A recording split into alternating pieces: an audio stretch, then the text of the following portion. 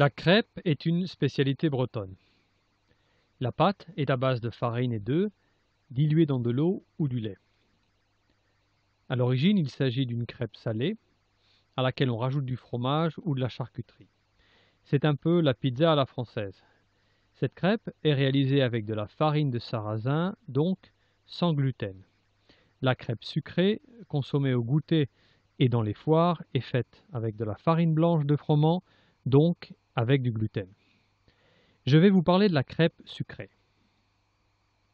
En principe, on ne met pas trop de sucre dans la pâte. Au maximum, un sachet de sucre vanillé ou une cuillère de miel très parfumé. Les Bretons remplacent volontiers l'huile par du beurre noisette. J'ai même entendu dire que les Belges remplacent le lait par de la bière. Dans tous les cas, je mets une belle noix de beurre sur la poêle à chaque cuisson. Vous pouvez aussi couper le lait avec de l'eau, comme sur les fêtes foraines, mais les gourmands feront tout de suite la différence. Je vous recommande au contraire de mettre du lait entier avec du goût, c'est-à-dire frais ou mieux cru. Je prépare toujours la pâte la veille. La crêpe cuite sera plus moelleuse, ce que la plupart des gens préfèrent, surtout les enfants. Cela permet de garnir la crêpe, de la rouler et de la manger avec les doigts sans que la confiture ne dégouline à travers la pâte. Si besoin, je conserve la pâte dans une bouteille hermétique pour pouvoir bien secouer avant de commencer la cuisson, car la matière grasse a tendance à remonter pendant que la pâte repose.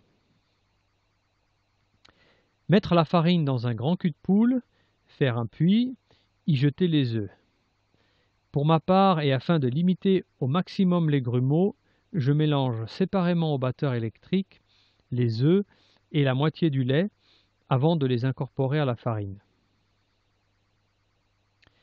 Côté ustensile, on trouve la crêpière, aussi appelée billy en breton. C'est un appareil en fonte, très lourd, plutôt utilisé par les professionnels. C'est bien sûr le nec plus ultra de la cuisson pour saisir la pâte, et il nécessite le petit tour de poignet pour l'étaler, avec une roselle bien sûr. Il existe des alternatives en petit électroménager, comme le combiné raclette crêpière chez Tefal par exemple. Et bien sûr, les grandes poêles à bord bas.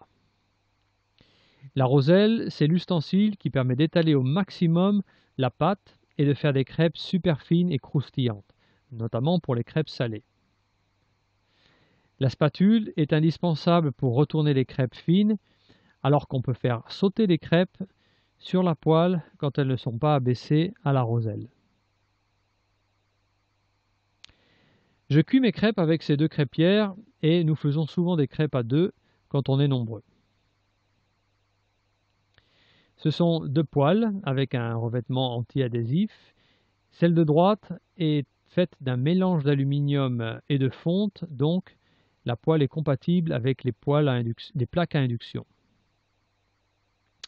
Si vous avez un budget de 40 €, voici un choix que je ne regrette pas.